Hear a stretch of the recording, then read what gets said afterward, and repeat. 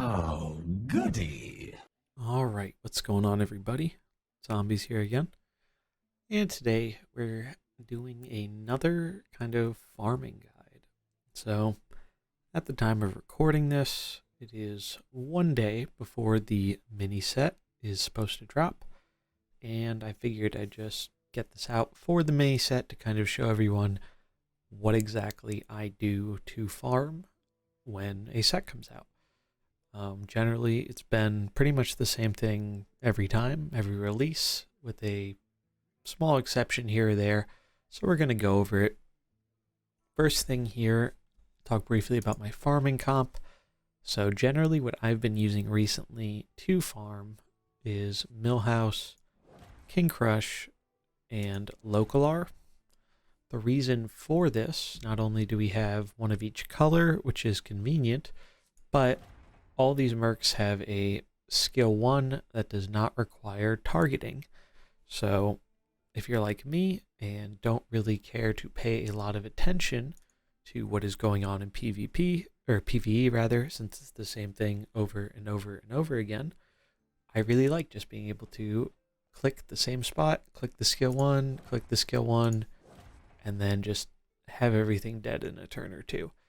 It just saves time, and I find it to be more enjoyable for me, but do whatever you enjoy. If you want to do this with fire, if you want to do this with pretty much any other comp, you can kind of farm with whatever. It's really not that important what your farming team is. This is just the one that has ended up working for me. So you will have 3 backspaces here. One other thing I recommend is whatever 3 units you do end up picking to be your farming team, it definitely is helpful if you get them all the way done through their task 18 tasks. And the reason for that is because that way, when you're farming Mysterious Strangers, which is going to be our primary method here, you won't basically be getting tasks for these characters that you aren't really caring as much to level up and get the tasks for, compared to the guys on your bench who are probably going to be who you're leveling. So here I have 2 of the mercs from the last release that I'm still working on, Wrathion and Galvangar. And then we also have Rogers, who's pretty close but still a little bit further to go. So in general, my main strategy for release is just open your packs that you have saved up, buy the bundle if you think it's a decent value, and then once you have your mercs, you are good to go. Both these last releases, the one before this and the one coming, I guess today at the time of this video going out, they are 5 merc drops. One nice thing is about the new one, we will be getting Chi-Ji for free, so it'll only be 4 mercs that drop today. But as you can see, we only have 3 spots, right? Now, you could always just take something out and just farm with 2 of them. It's definitely a viable option.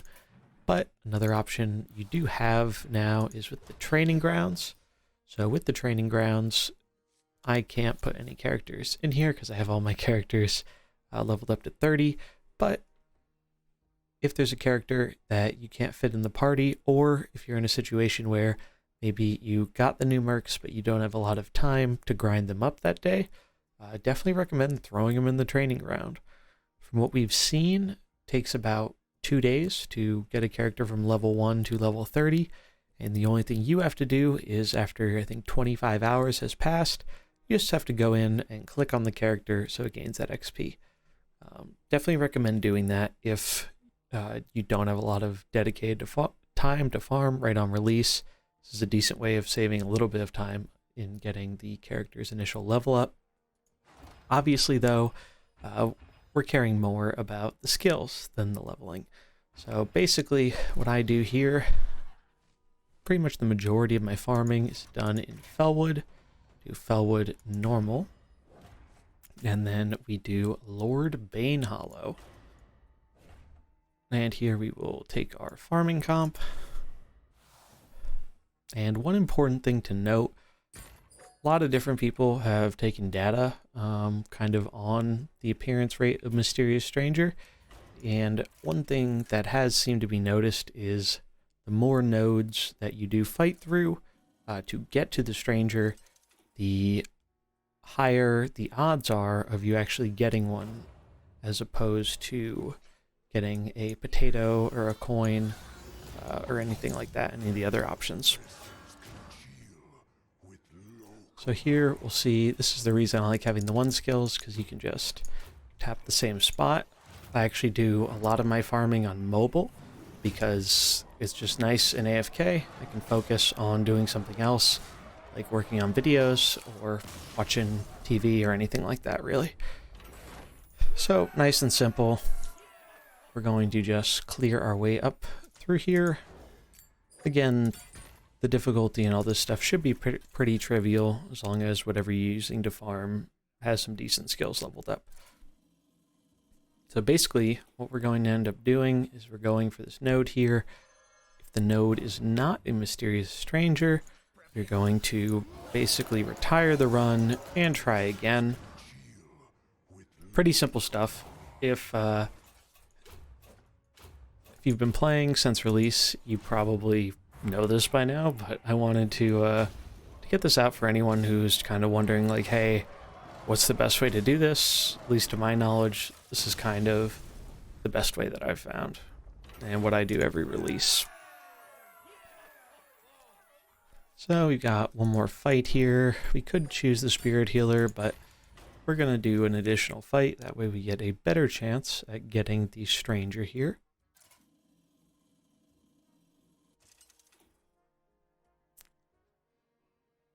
And then depending on the positioning and whatever tasks you are working on accomplishing, sometimes it is worth finishing the bounty afterwards.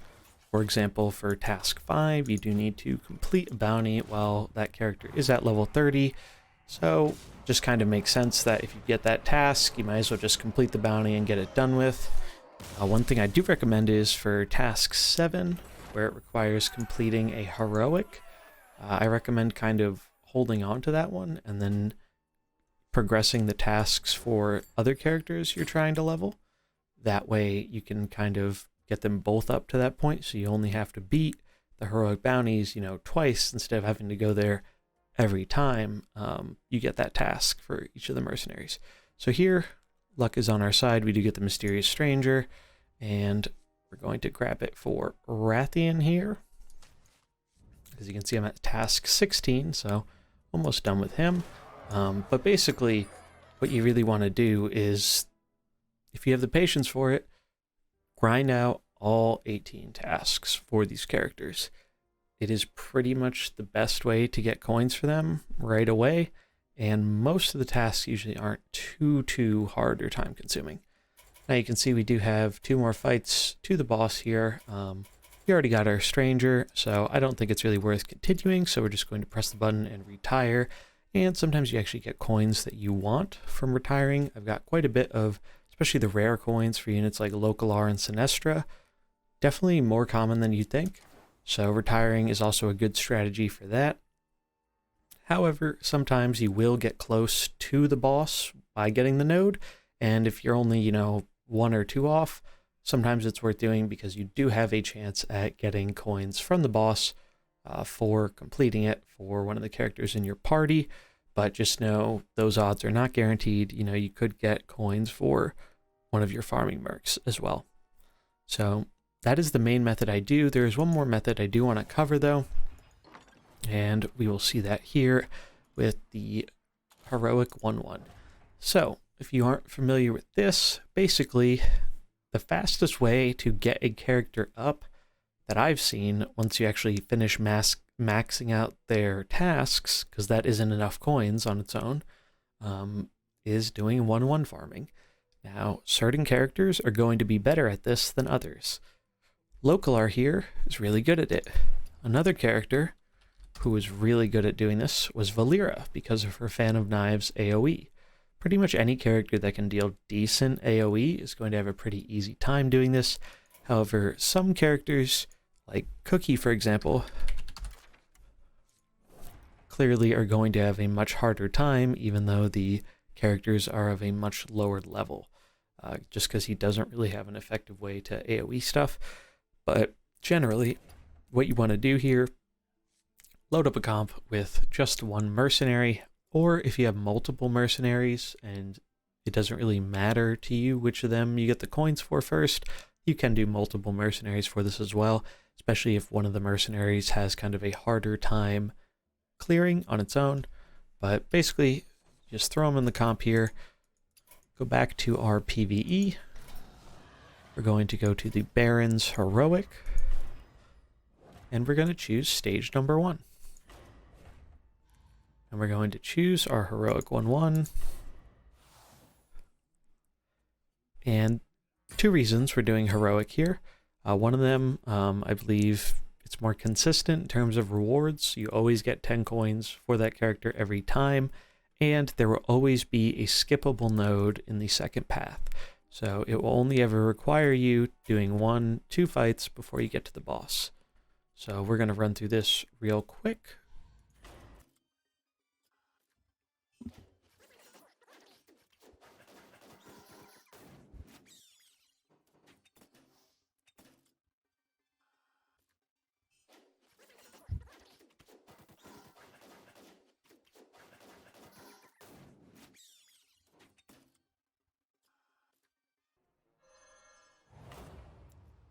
Alright, and we've made it to the boss here. It's always going to be this Ferocious Quillboar and the Death's Hand Cultist. Again, it's a very basic fight. Really don't have to put much thought into it.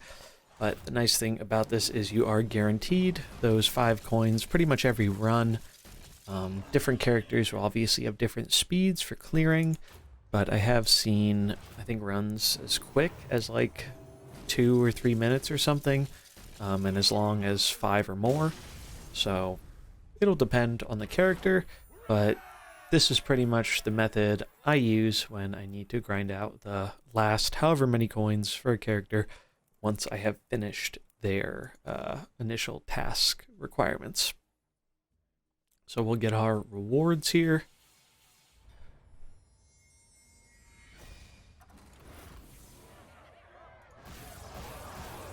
And these 2 will always be from a set pool for the bounty. However, 3rd drop right here will always be for 10 coins of one of the mercenaries you brought. So since we're only bringing local here, we're guaranteed the local coins, which is nice if there's just one merc you want to like run up to max really quick. Or you can, have a few different mercs that you don't really care which gets the coins for first. And that will probably speed up your clearing times as well. Now, in some cases, it is worth mentioning that certain bounties obviously can be farmed for specific coins. However, generally, a lot of these bounties I've found aren't quite as time efficient as these methods that I've showcased here. There are exceptions to that. For example, when Valeera came out, there was a kind of way you could cheese the Nefarian boss fight by basically insta-killing him with either a passive that you could get from Valeera, or doing a certain combo with Garrosh and a few other mercenaries. So in situations like that, that can be a nice alternative if there's a kind of faster way to deal with a boss for specific coins. But generally, if you just want a basic, easy way to do it, that pretty much is very AFK. That's kind of what I like about these methods. I can focus on something else because I don't find the PvE particularly engaging. This is the way to do it. So yeah, that is going to be it for this video. I'm sure a lot of people know this stuff already, but I did want to get it out there because I think a lot of people are wondering, hey, you're playing with all these new mercs, a few days, a week after release, how are you farming them up? You put $1 million into the game? And I definitely don't right now. Pretty much my spending in Mercenaries is generally limited to the initial release bundle, because that's usually a pretty good value, especially for someone like me who's going to be making a lot of content about the mode.